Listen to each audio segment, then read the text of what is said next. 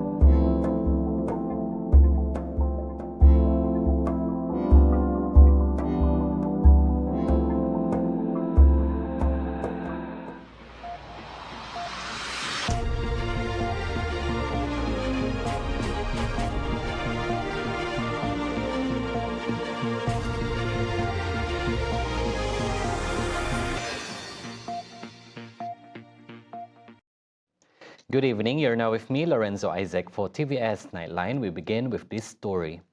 A major travel breakthrough is on the horizon for Sarawak as journeys between KUCHING and BETONG will soon take just 1 hour and 20 minutes, cutting travel time once the state's new road and infrastructure network reaches its full completion. Premier Sarawak, Datuk Patinggi Tan Sri Abang Johari Tun Openg, says a new 120-kilometre highway will cut down the travel time between KUCHING and Sri Aman to only 1 hour, bringing towns and communities closer than ever before.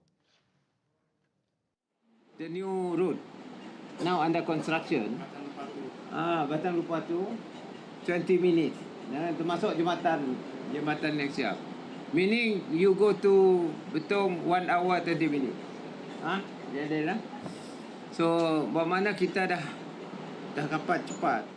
According to Abang Johari, improved logistics, facilities and a more comprehensive road network will significantly transform people's lifestyles, particularly in terms of residential choices and workplace locations. Di mana orang kerja Kuching, si payah beli rumah di Kuching. Kena dah distance-nya macam KL ke Seremban. Banyak orang kerja di KL nya diam di Seremban. Jadi orang kerja di Kuching diam di Semarahan. Diam di Gedong. Jom saya kat malah rumah di Gedong je. In a related development, Abang Johari says the government plans to build 50 housing units under the SPK Gedong Baru project through the Land Custody and Development Authority LCDA. The project, he says, will provide opportunities for Gedong residents as well as those working in Kuching to settle in the area at a more affordable cost. Gedong will also be connected through a dual carriageway road network linking Munggu Kopi, Serian and the Rembus area in Samarahan.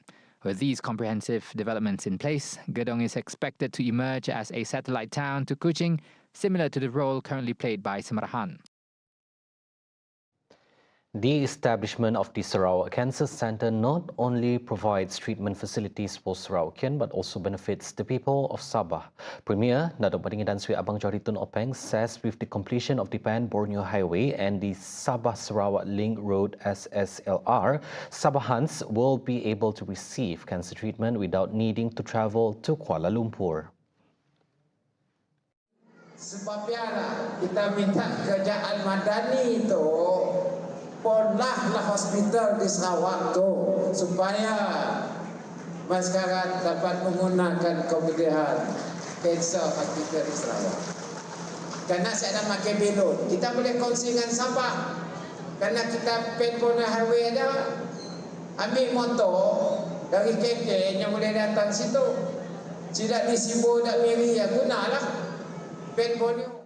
He adds that the Sarawak government is ready to support the federal government, particularly in terms of financial aspects, to ensure the successful development of the cancer centre. Sarawak is accelerating the growth of its automotive industry by investing in people, positioning human capital development as a key driver of economic expansion, job creation and long-term competitiveness. At the heart of this strategy is a strong education and talent pipeline designed to ensure Sarawakians are ready to meet the demands of a rapidly evolving industry landscape. Batu Kitang Assemblyman Datuk Loh Keh Chiang says the state is already seeing results, with 5 universities producing quality graduates and a highly skilled workforce to support future-focused industries, including automotive services and technology. He adds that Premier Datuk Patinggi Tan Sri Abang Johari Tun Openg's Free Education Initiative, introduced this year, further strengthens the state's commitment to developing talent and building a strong pipeline of industry-ready professionals. I think that goes a long way to show how Sarawak and our leaders places the importance of education and growing up a human resource for the future of Sarawak. As this talent ecosystem continues to grow, industry players are stepping forward to turn policy into real opportunities on the ground. One such player is Maju BL Sendirian Berhad and Bentley Automotive Sendirian Berhad, which is expanding automotive servicing capabilities while supporting workforce development in Sarawak. The core focus of Maju BL Sendirian Berhad is to provide vehicle service and maintenance workshop to ensure vehicle with optimal performance, safety, reliability, and roadworthiness. The company also supports workforce development by offering industrial training programs for vocational college and university students, particularly in automotive sector. Post-mortem examinations on the bodies of a husband and wife believed to have been murdered at their home in Taman Mutiara Sri Aman will be carried out today at the Sarawak General Hospital, SGH. Sarawak Police Commissioner Datuk Muhammad Zainal Abdullah said the post-mortem will determine the cause of death and the injuries sustained by both victims. Muhammad Zainal, when contacted by the media, disclosed that there were no signs of forced entry at the victim's residence. Police also confirmed there are no signs of forced entry at the house and no valuables are reported missing based on information from one of the victim's children. The couple is found with severe injuries early Wednesday morning after police received a call from a member of the public at 6:55 a.m. Initial examinations confirmed both victim, a 45-year-old man, and his 44-year-old wife died at the scene. The male victim was identified as Andy Roy Junran, a headmaster at a school in Lubuk Antu, while his wife, Angeline Kibin, was a nurse. The couple left behind 3 children, 2 daughters and a son. Their bodies are discovered by one of their children, who was preparing for school and notices both parents have not come out of their bedroom. The case is being investigated under Section 302 of the Penal Code for murder as police continue to collect evidence and record witness statements. Police thwarted a local man's bold attempt to smuggle suspected methamphetamine worth 50,000 ringgit at Merapu Immigration, Customs, Quarantine and Security ICQS entry point on Wednesday. The arrest was made at around 6:45 a.m. when the 49-year-old, who is unemployed, was driving a car alone from Kota Kinabalu, Sabah into Lawas.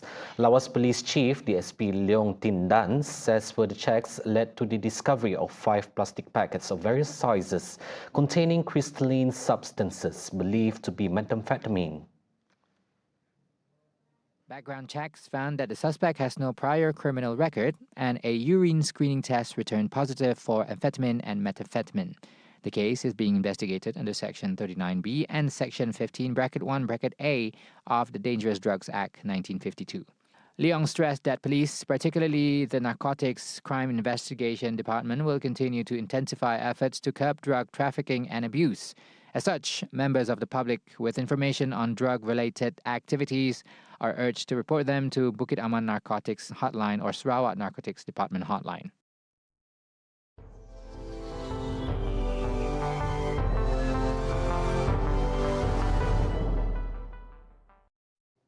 On to world news. After days of unrest and violence in Iran, authorities in Tehran now said the situation is under control, even as tensions with Washington continue to simmer.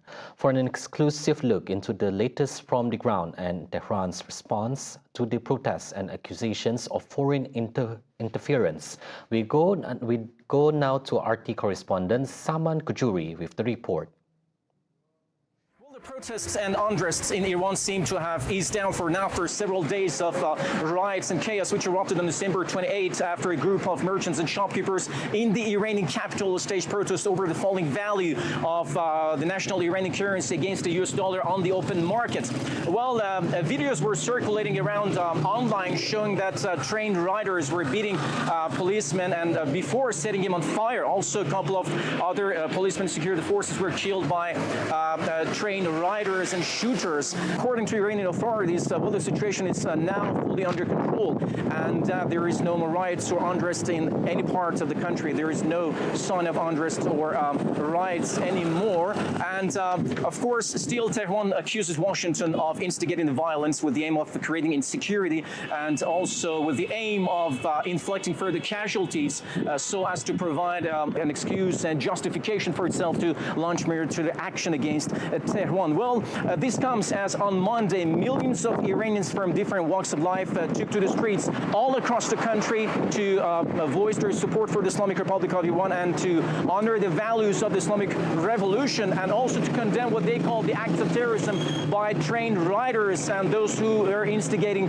violence across the country. Where locals here in the Iranian capital all said that actually they're out on the streets to voice their support for the Islamic Republic of Iran, and definitely their high turnout on the streets to support the Islamic Republic of Iran shows that Iranian people will never give in to the interference by foreign powers in the internal affairs of their country.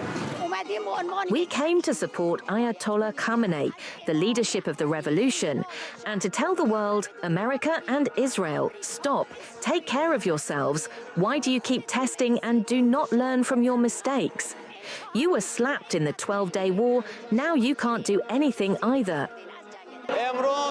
We are here in defense of the esteemed supreme leader, in defense of the oppressed people who were killed by the hands of Zionist mercenaries. Israel, criminal America, don't think that arming a few sellout people will frighten us. We are here as long as the Islamic Republic exists, as long as our heads are on our bodies. This system will exist, and the leadership exists. Demonstrators on Monday believe that there is a clear line of division and distinction between peaceful protests and unrest and violent riots. Now, with the peaceful situation in place now across the country, we have to wait and see if such peaceful situation will continue to remain so in the coming days.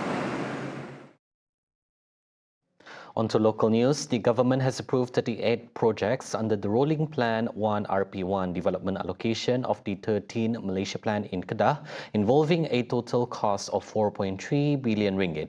Deputy Prime Minister Dato' Amar Fadilah Yusof says for the implementation of the project this year, it amounts to 253 million ringgit. Fadilah, who is also the Minister of Energy Transition and Water Transformation, Petra, says that 21 projects under the Department of Irrigation and Drainage involved a total cost of 1.99 billion ringgit, with an allocation of 184 million ringgit for 2026, funded through direct grants. Jadi projek utama ialah pembinaan takungan air pinggiran sungai ataupun tap sungai Kerangan daerah Kulim dengan kos 496.124 juta ringgit. Rancangan tempatan banjir Sungai Termin Bata daerah Kubang Pasu dengan kos projek sejumlah 290 juta ringgit.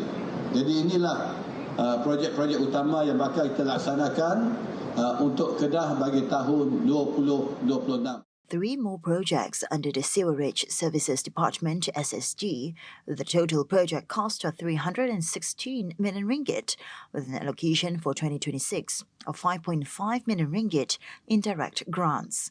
Therefore, he further called on the state government to cooperate in expediting the implementation of both projects. Get all the updates you need all in one app. TVS Inspire brings you live updates and events, news and programs. Available now on the Apple App Store and Google Play Store. TVS Inspire will on your screen anytime, anywhere. Those were the updates on TVS Nightline. I'm Lorenzo Isaac. Thank you for watching and have a good night.